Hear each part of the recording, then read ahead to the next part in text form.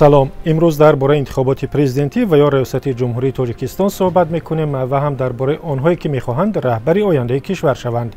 در این میان پیشبری نامزدی عبدالحلیم غفاروف رئیس حزب سوسیالیستی بحث و شبهه زیاده را برانگیخت که آیا او در واقع میخواهد به جای امام علی رحمان رئیس جمهور شود و یا فقط برای دموکراسی نشان دادن انتخابات در این کارزار شرکت میکند.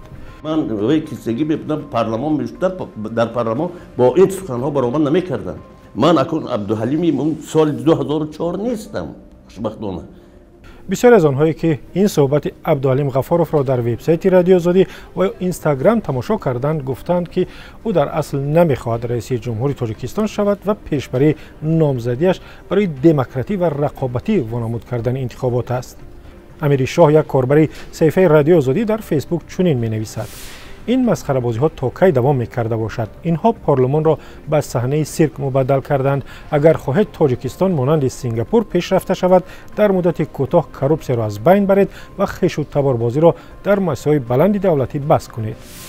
کاربری که خود را جیبک معرفی کرده است گفته است که به حزب عبدالحلیم غفاروف که طرفدار حکومت است دستور دادند برای رقابتی نشان دادن انتخابات نامزدیش را پیشبری کند. او می‌نویسد: چی لازم مبلغ‌های بودجه را حیف کردند، چی در کار مردم را به عقل حسابیدند؟ اگر نمی‌شود با این مبلغ یک داروخانه سازید، بگذار جناب تنها نامزدیش را گذارد. همین نامزدهای کیسگی کی مردم را می‌فهمیده باشند. نگاره در گوشه دیگری از اینترنت و در صفحه رادیو آزادی در اینستاگرام با مراجعت به عبدالحلیم غفاروف گفته است بهتر از دم بگیرد چون سینه‌اش اجازه نمی‌دهد که تاجیکستان را رهبری کند.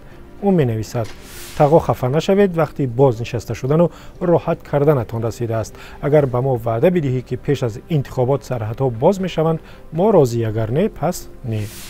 کاربر دیگری پیشنهاد کرده است برای شفاف برگزار کردن انتخابات و معلوم کردن پیروز شکل دیگری رایدهی را براه مانند. پیشنهاد این کاربر که خود را غنی معرفی کرده است چنین است: خوب میشد برای هر یک نامزد صندوق شیشگین علاهیده میماندند با نام و فامیل نامزد در تنی صندوق. هر آدمی که میخواهد به نامزدی پسندیده‌اش رای بدهد ورقه را در صندوق وی اندازد. آوازی داده‌اش معلوم می شود. تقلب از بین می رود. اما کاربر دیگری در وبسایت رادیو آزادی نوشته است که نقشه انتخابات ریاست جمهوری را از قبل کشیدند و معلوم هست که کی پیروز می شود. شرح این کاربر را میخوانیم که خود را ناظر اینترنت معرفی کرده است. قبلا همیشه در SSR انتخابات یک معرکه بود که اراده مردم را در آن به نظر نمی گرفتند.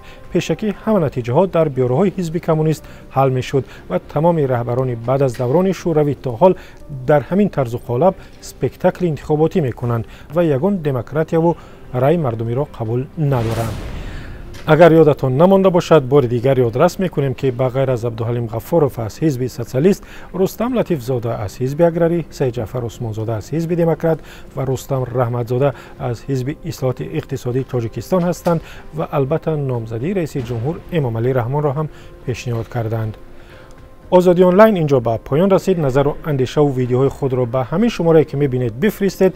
وایبر، واتساپ، تلگرام و ایمو دارد. وبسایت ما هم برای خبر و گزارش‌های تازه است. تا دیدار در برنامه دیگر.